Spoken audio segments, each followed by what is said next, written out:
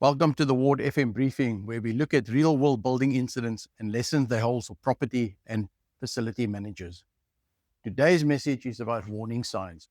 A warning sign may be a small leak, it may be a failed valve, it may be a smoke in a basement, and it may be a window that falls without hitting anyone. The danger is easy to ignore when the first event causes little or no harm, but a near miss is not proof that the system is safe. It may only mean that you were lucky. Our first story comes from Galveston in Texas. A large fire destroyed a seafood distribution warehouse on the waterfront. The fire started on Wednesday evening. Firefighters arrived to find the building fully involved. 3 people and a dog were rescued. One firefighter was treated for dehydration and later released. The warehouse supplied seafood to restaurants and grocery stores. The cause of the fire is still being investigated. For a facility manager, the work does not end when the flames are out. A seafood warehouse may contain a large amount of refrigerated stock. If the power and cooling systems fail, food that was not burned may still be lost. Smoke and firefighting water can also cause damage to packaging and products. The operator needs to know how much waste may be created. They need licensed contractors who can remove it. And they also need another cold storage location and a plan for supporting customers. Restaurants and food retailers may depend on that warehouse for regular deliveries. Early communication gives those customers time to find another supplier. Our second story comes from South Africa. Investigators have executed new search warrants at Sasol Secunda operations. The investigation concerns old allegations that hazardous industrial waste entered the Klipspruit and Vaal River systems. These allegations have not been proven. Sasol obviously rejects them. The company says its processed water is contained in closed systems and cannot enter the rivers. The new warrants allow investigators to collect electronic documents and other evidence. The investigation has also expanded to include more parts of the plant. For facility and environmental managers, the lesson is about the system separation. Processed water must not enter the stormwater system. That separation may depend on pipes or valves, pumps and holding dams. One failed valve can create a connection that should not exist. If there is a suspected discharge, collect evidence before repairing the fault. Take photographs, record the valve position, keep the failed component if possible. Take water samples, record who discovered the problem and when it was reported. Of course, an urgent leak must be stopped, but the repair should not remove all the evidence of what happened. Employees must also have a safe way to report environmental concerns. A warning from a worker should be recorded, assessed, and answered. Our third story comes from London. 2 companies have been found guilty of safety failures after a heavy window fell from a high-rise building and killed a coach driver. The window weighed about 130 kilograms. It fell about 90 meters from a penthouse onto the pavement.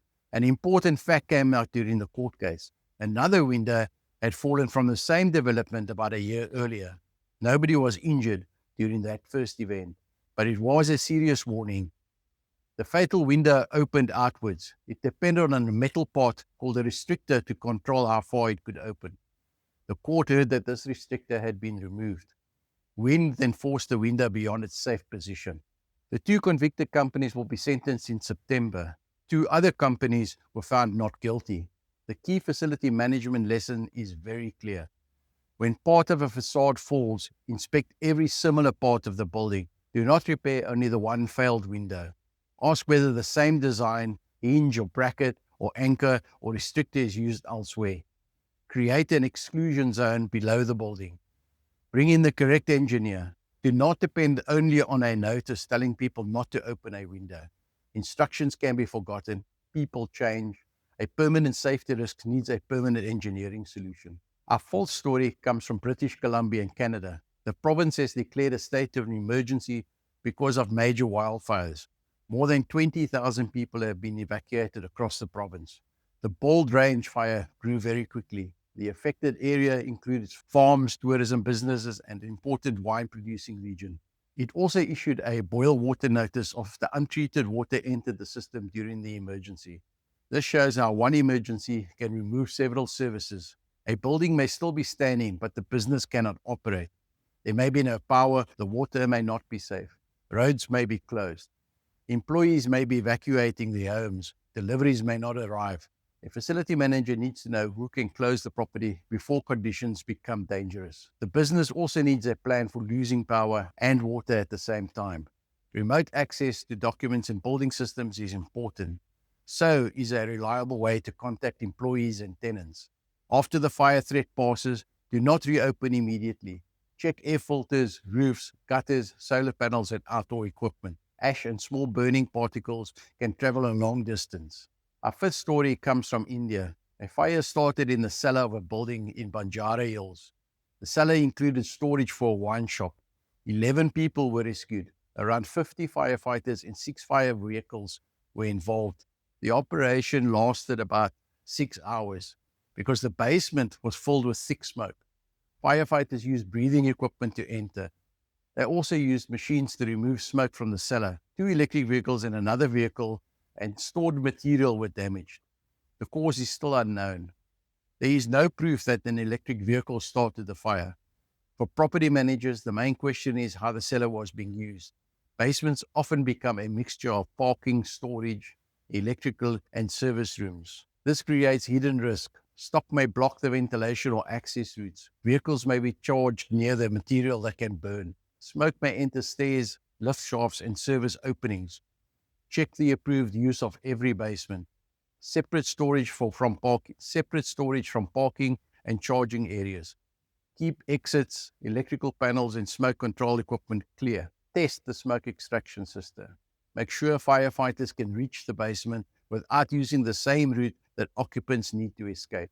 Our final story comes from Libya. A routine inspection found an oil leak on a pipeline. The operator says the leak was contained within 24 hours. Repairs were completed and the pumping then restarted. The cause and quantity released have not yet been reported. This story has a more positive lesson. Routine inspection worked. Someone found the problem before it became a larger failure. But restarting the pipeline also requires control. The repair must be tested. Pressure should be increased carefully.